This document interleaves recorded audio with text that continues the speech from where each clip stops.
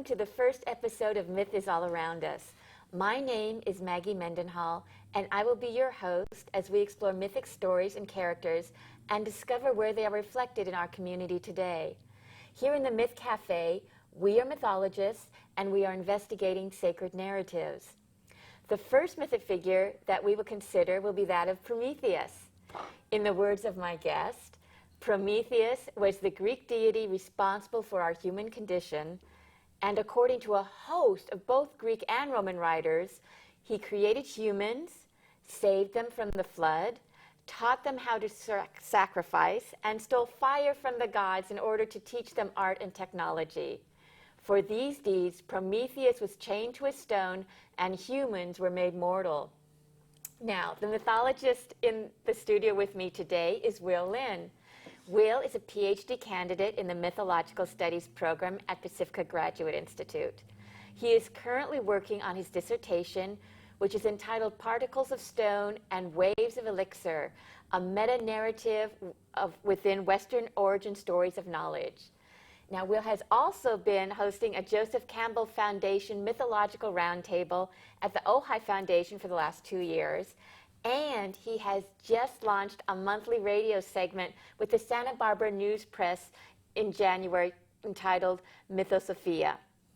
And also, when he finishes his dissertation, Will be the youngest person in the world with a PhD in mythological studies. Wow. Well, thank you, Will, and I'm so happy you're here with me today. I'm so flattered to have been invited. Thank you. And since you were writing on Prometheus, who is the creator, I'm really happy that that's where we're starting. Yeah. And you have some really big ideas, particularly about him being a creator. Yeah. Well, he created human beings, as the story goes. And every time there's ever been a fight to take human freedom away from us, or the ability to create away from humans, he's been there in literature to fight on the side of freedom. And so, as a creator, he didn't just create humans, he delivered knowledge, which enabled humans to create. He made creators. Yeah, it's amazing. I mean, just when you're starting out, Prometheus created humans. This can be a bit controversial. Well, sure. It's not exactly the biblical story that we hear. It's funny because Milton, for example, in Paradise Lost, he associates Prometheus with Satan. And in other stories, Prometheus is very associated with Adam, because these are the story of Prometheus and the story of Adam and Eve are both the story of first knowledge. And so where Prometheus gives knowledge to humans, Adam is the first receiver of knowledge. And so Lucifer is also the first giver of knowledge. And so sometimes you end up with this association between Prometheus and Lucifer. But when you do, Lucifer is not so demonized as he is in some other traditions, because he is also he's the morning star. He's very Promethean in that he is a god of human abilities. I don't like that I said it that way, but he is a champion of human secularism and of craft. And so this is what Prometheus represents as well. He champions all of human craft, all human creativity, and this is rebellious from the divine, because anytime you want to change the status quo, it is implicitly a rebellion from how things are. That's right. And I know there was one quote in here that I loved, that you wrote that there is no limit to the sacrifices that Prometheus is willing to make for creative freedom.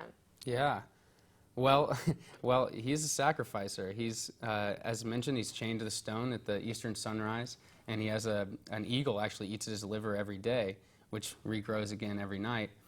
But he also, to him, I think the sacrifice that's really powerful for him is ostracization itself. So he is a god of humans, and he's a deity of craftsmanship, and it was with his gifts that civilization was made. And so now here he is, ostracized to the sunrise, to the eastern place of the sunrise, where he can't be with humans, he can't be with people, he can't be with Asia, his wife. And so the big sacrifice was to stand up against Zeus and to say, and to accept the punishment. There's no punishment there's no punishment he wouldn't accept, to stand up for human freedom. So what happened, the story that he's standing up to Zeus for, is after he helped the Olympians, which are the gods that the Greeks worshipped, to overthrow the Titans, which is this former generation of deities that's more related to the earth and more primitive, more id-like or something, if you want.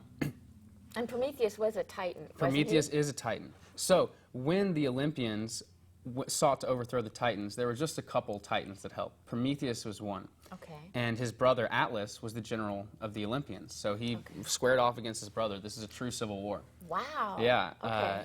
And so when he finally, and this was a sacrifice too. This was a rebellion itself. This is a rebellion against the old way, because there can be no Promethean creativity. There can be no creative products when there's nothing but titanic urges. It's too chaotic. There's too much going on. There's too much energy. There's too much unpredictability in the chaos of a titanic rule. Okay. For there to ever be a civilization, for anybody to ever craft a civilization. So Prometheus fights with the Olympians against the Titans to establish an order that will allow for art and science. But when Zeus turns around and says, well, now that I'm king, I want it to be my rule, my order, and I'm going to wipe the slate clean. I'm going to flood this world and make my rule. And Prometheus, of course, sees this as narcissistic or selfish or tyrannical, to say the least. Okay. And so he goes against Zeus, and he saves humans from the flood by advising them to create an ark. And this, of course, is a lot like the Noah story. Absolutely. And there have been some connections between Prometheus' father, Iapetus, and Japheth, who is the son of Noah. And so there is some evidence and some argument to suggest that the flood in this Prometheus story is at least related to the story of the flood that we're more familiar with in Genesis. What about the Gilgamesh? Didn't that have a flood Yeah. as well? Oh, I love that story of Utnapishtim, the Noah figure of the Babylonians. And yeah, I should probably avoid going off on my fun rides into Utnapishtim and the secret of immortality and the flower of life at the bottom of the ocean and all these great things. Okay, we'll keep Greek and Roman. Okay. But what is important to note is that these flood stories all come from the same area, the Near East. This is where these stories are coming. Prometheus is chained to a stone at the Caucasus Mountains across the Black Sea, not in Greece. This is over closer to where civilization would have started with, a little further south, with the Sumerian and Babylonian cultures. Okay. Yeah. Okay, well, getting back to the Greeks, one thing that also intrigued me was the triumphant. You have Prometheus, Hephaestus. Hephaestus. And Athena. I'm getting that. And Athena. I can say that one. Okay. So can you go explain that a little bit? Because that was really a new concept to me, too. So when I was researching Prometheus, and especially with this book by Carl Carigny, kind of the go-to on Prometheus, he talks about Hephaestus and Athena as, well, Prometheus is the master craftsman. He's the one who started the craft. He's the one who started the sciences and technologies. I just call him a master craftsman. That's exactly what he's not. Athena and Hephaestus are master craftsmen. Yes. They have honed the art and have become true masters and teachers. Prometheus is like that raw artist who has the first idea, the light bulb, the spark, that that original start to art and to science, or that first inspiration to any creative idea. He's not the refined craftsman that Hephaestus or Athena become. Now, the three of them together are very admired, and were very admired in ancient Athens. In fact, they were worshipped together. So there was core to the civic reality of ancient Athens were the torch races. And also, just for some of our viewers, because Hephaestus, okay.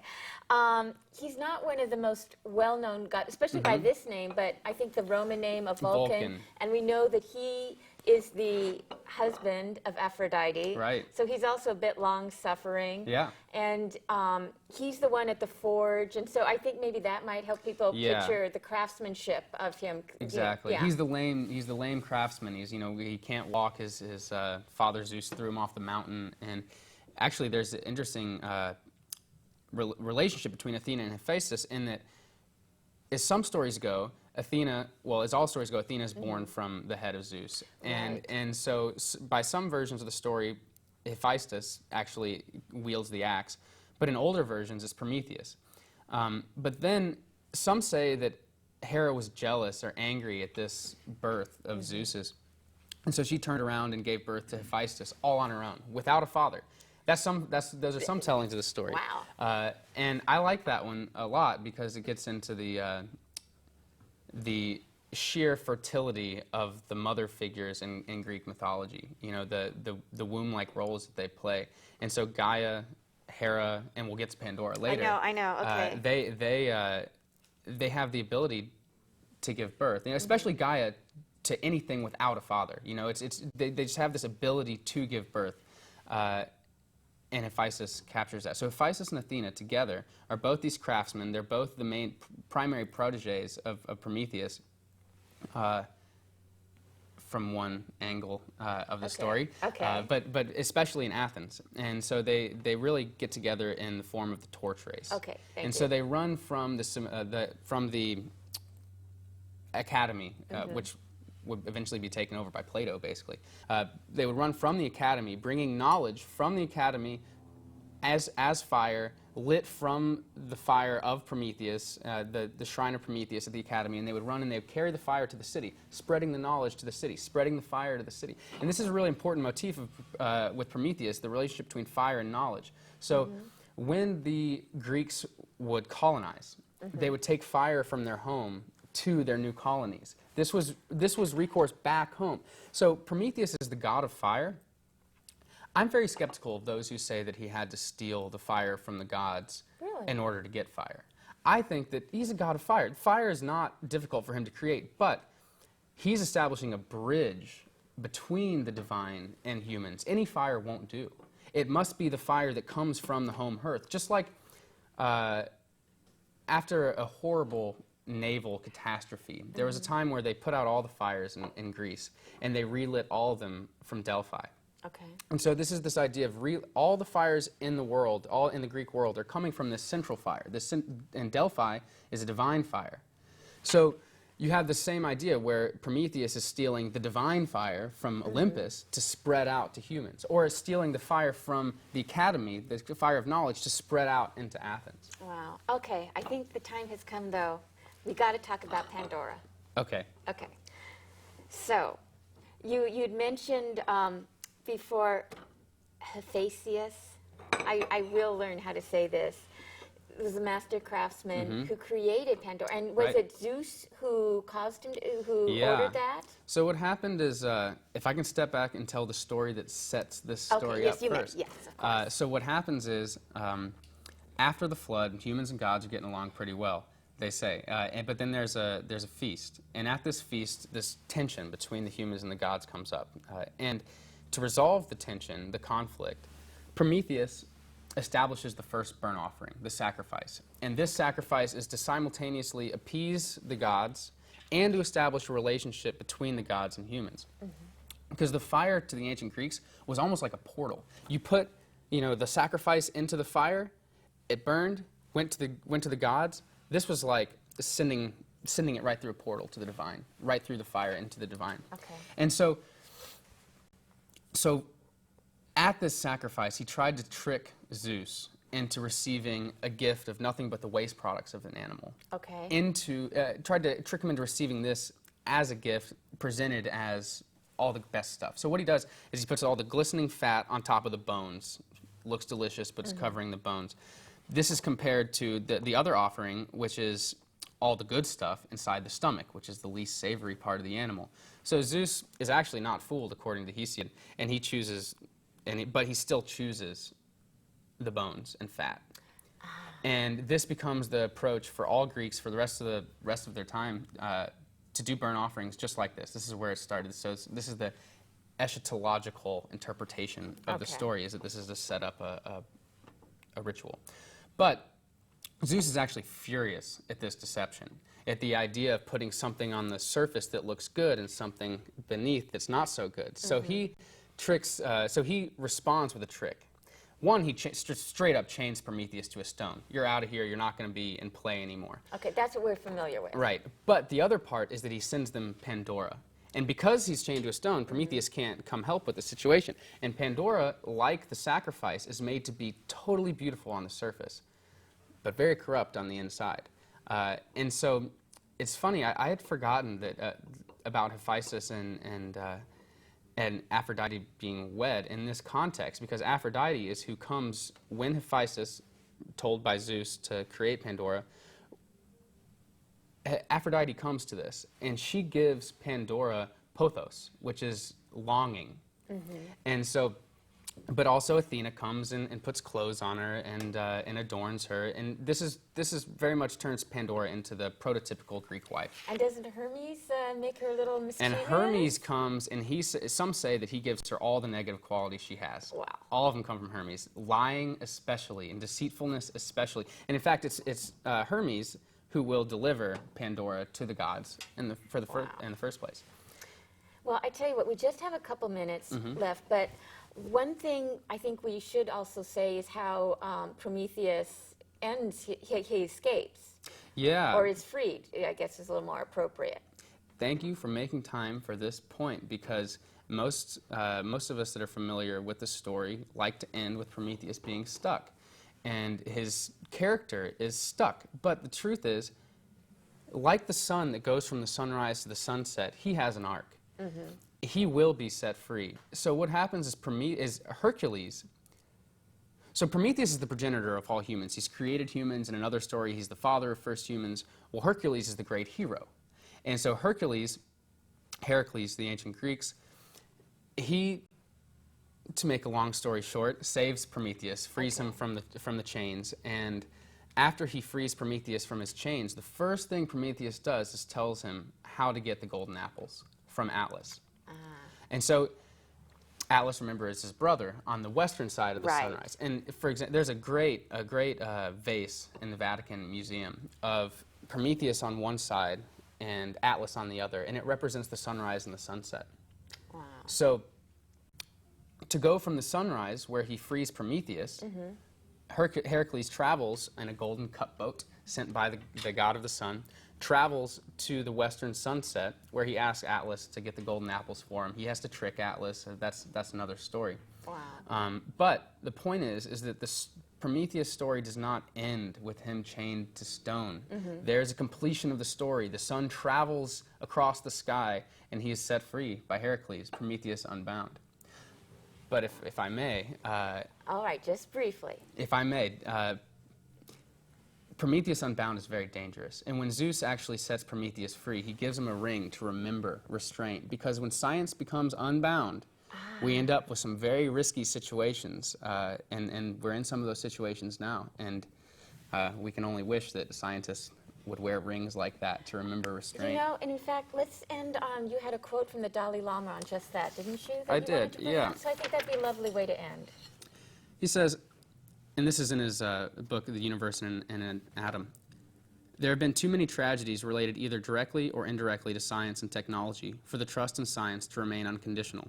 My plea is that we bring our spirituality, the full richness and simple wholesomeness of our basic human values, to bear upon the course of science and the direction of technology in human society." Wow. All right. Well, thank you for that, Will. Thank you so much for being the very first episode. And I hope to see all you guys back on the next time we go and see where myth is all around us. Thank you. Thanks. Thank you for staying tuned to Myth is All Around Us. As we learned before the break, the mythic figure Prometheus brought technology to humankind. To conclude the show, in this segment, we will see how PadNet, located right here in Long Beach, is bringing technology to our city's residents. Now let's meet some of the staff here at PadNet. Okay, well, the first staff person we're going to meet is the director here at PadNet, Lisa Mastromico. Hi, Lisa. Hi. Say hello to everyone out there. Hi, everyone out there. And first, obviously, as director, what do you see your role here as being at PadNet? Well, my role is to oversee pretty much everything that happens with PadNet, from the day-to-day operations to the continued build-out of infrastructure, the branding, the development, and the collaborative efforts that we have in the city with our satellite locations, and kind of everything that happens here. That's great. It's huge. It's huge, but I'm really lucky. I have a fantastic team of people, and all of our collaborators are wonderful as well, so I'm really lucky. It is. Now, so explain what exactly does PadNet make available to our community? So PadNet is a wonderful resource. It's a community media center, and it is a training. We have all the tools and training that people need to create media and have a voice. It's media created by and for the people of Long Beach. And so we can train anybody to use media equipment, even if you've never touched a camera, never been inside of a TV studio. The most exciting thing is we can teach anybody how to do it. And so we have classes ranging from field production, so we'll teach you how to use a camera, lights, how to put microphones on, how to use all of them. In the studio, we'll teach you how to direct a show, how to work the teleprompter, put in graphics, how to use the green screen, all of it. And it truly is, we have our channel 32 on Verizon, or on Charter 41 on Verizon, and I always say it's the people's channel because it really is. It belongs to us in the city of Long Beach, and so all the media tools and training that we have are to create content for that public access channel. But people own their own content, so whatever you create, you can do whatever you want with it. We just have to be able to show it on the channel so that we have, again, that media created by and for the people of Long Beach. Which is amazing. It really is. It really is. So, how do we learn more about it? Well, the best way is to go on our website. We have it pulled up here, and it tells you all about who we are and what we do and how to contact our staff. You can always come to our open houses. We have them once a month. Okay. Yeah, where you can come in and meet the staff and see the studio and see the editing suites, and we'll answer any questions and kind of explain how it all works. And those are really fun because we have people that are prospective members, and also members always bring some people as well. So it's really fun, and we do those once a month. And we also have 2 satellite locations that we recently opened. So people can always stop by there for a little bit more information as well. Is there anything else you would just like to tell everyone out there about PadNet? Yeah, I mean, I always say, I really feel like it's an equalizing force in a media landscape that's really crowded, where a lot of voices aren't heard. So, for example, I mean, we've had programming in Khmer, we've had programming in Spanish, we've had programming by women, we've had programming by people who don't normally have a voice in the media. And quite frankly, with the conglomeration of all the media and companies buying up other companies, there's a really tiny little space for people to have a voice. And so I feel like this is a really important resource, not only because we have our channel, but because we teach people how to produce content. You can be content for the web, it could be content for YouTube, as long as we also show it on the channel, it belongs to you. So I think that's one thing. So, and it's a place where you don't have to commodify your ideas. You can come, and the resources, it's a member-based organization, so yes, there's a membership fee that ranges from $25 for youth to $50 for individuals for the year. Wow. And then the training classes do have a small cost to them, but once you're certified, the equipment is here for you to use. It belongs to the community. It's a give back from the cable company, essentially, for using a public right-of-way. So we administer it, we steward the resources, but they belong to all of us.